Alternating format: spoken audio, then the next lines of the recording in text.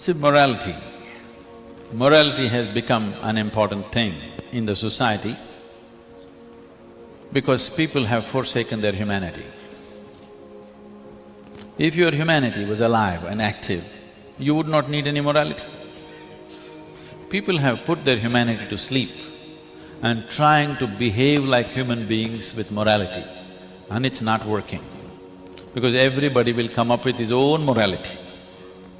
And your kind of morality and another person's kind of morality is at war all the time. What is right and wrong, if you open this debate, you will end up with a fight, even within your family, believe me. Yes or no? No?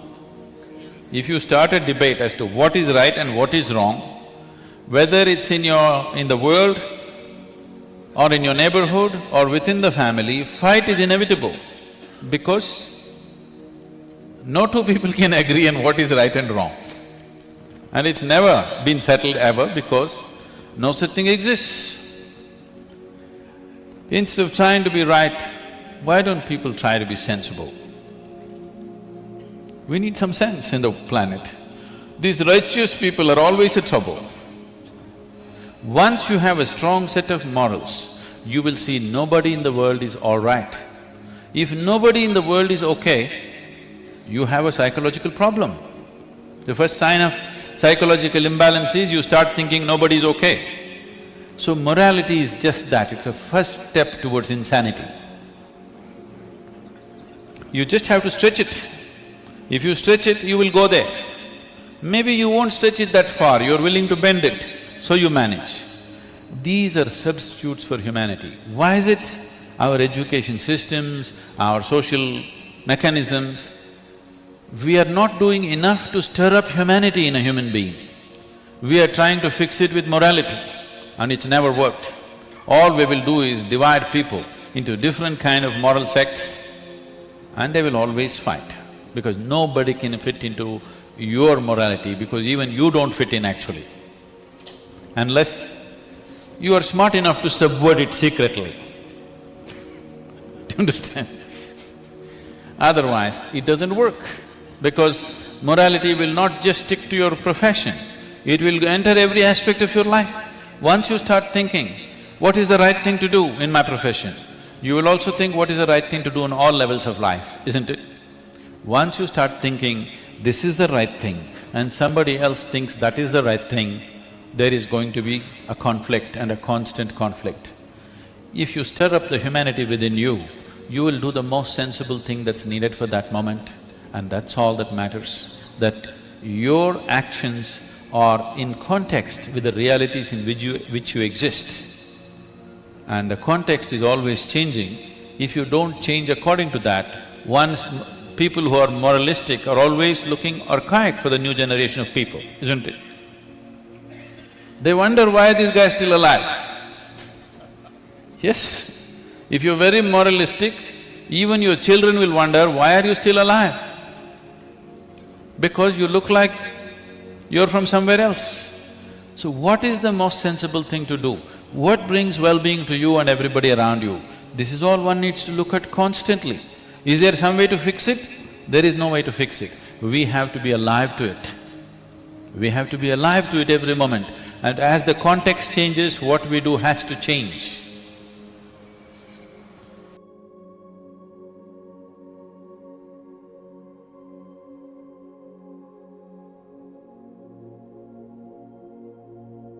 The question of how we distinguish right and wrong is a complex one with no single universal accepted answers. However, several general factors and approaches contribute to our moral compass. Our family, culture, and social environment play a crucial role in shaping our initial understanding of right and wrong. We learn moral norms and values from parents, teachers, peers, and societal institutions. Our innate capacity for empathy, compassion, and guilt influences our moral judgments. We often feel a sense of discomfort or distress when we witness or perpetrated actions that we perceive as wrong. Some people believe that we have a moral Intuition, an immediate sense of what is right or wrong without conscious reasoning. However, the reliability and universality of moral intuitions are debated. This approach, associated with Immanuel Kant, empathizes moral duties and rules. Actions are considered right or wrong based on whether they adhere to these duties, regardless of their consequences. This perspective, championed by John Stuart Mill and Jeremy Bentham, focuses on the consequences of actions. The right action is the one that produces the greatest good for the greatest number of people. This approach, rooted in the philosophy of Aristotle, empathizes the development of moral character. A right action is one that a virtuous person would perform. This framework empathizes the fundamental rights of individuals. Actions that violate these rights are considered wrong. Lawrence Kohlbreck's theory of moral development suggests that our ability to reason about moral issues evolves over time, progressing through stages from a focus on a self interest to a concern for universal ethical principle. Evaluating information, considering different perspectives, and applying logical reasoning are essential for making informed moral judgments. The ability to understand and share the feelings of others and to consider a situation from their point of view is crucial for moral decision making. Legal system and social norms often reflect a society's prevailing moral values, providing guidance on what is considered right or wrong in specific contexts. Our own deeply held beliefs and principles play a significant role in our moral judgments. The specific circumstances of a situation can influence our perception of what is right or wrong. In practice, determining right from wrong often involves a combination of these factors.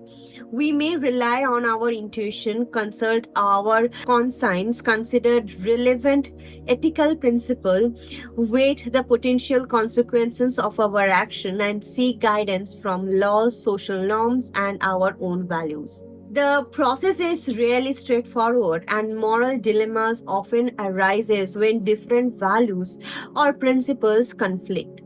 Ultimately, making ethical decisions requires careful consideration, empathy, and a commitment to acting in accordance with what we believe is right and wrong. So, thank you so much for staying with us through this journey. Sometimes we listen deeply without rushing to agree or disagree. Something within us shifts gently and quietly.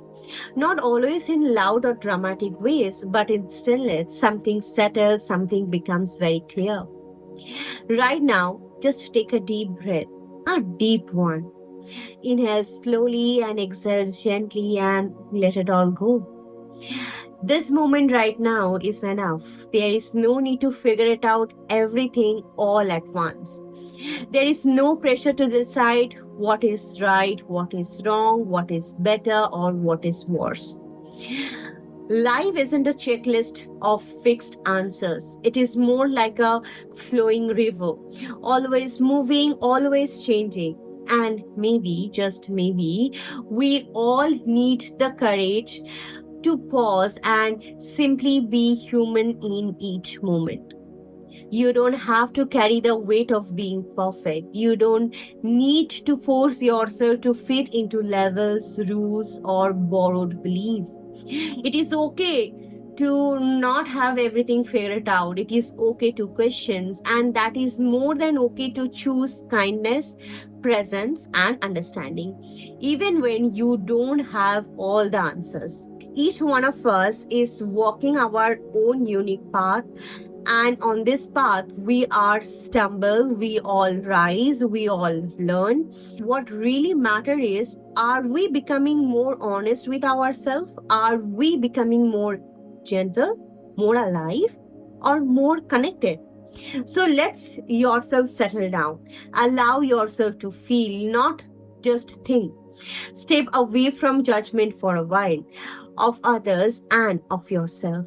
Be willing to listen, not to prove anything, but to truly hear. And in that space of listening, something beautiful begins to grow. It might be compassion, it might be clarity, or maybe just a little more peace in your heart. There is no finish line here, no final truth you must hold on to forever. Just a simple reminder to keep your eyes open, to your heart soften, and your spirit free. Again, do remember, this is not a summary of Sadhguru's word. It is simply my interpretation of the deep wisdom he imparted. Kindly keep them separated and do not misunderstand. Thank you for joining, and we will see you tomorrow. Until then, please take care. Namaskaram. Chandrachud Shiv Shankar Parvati Ramana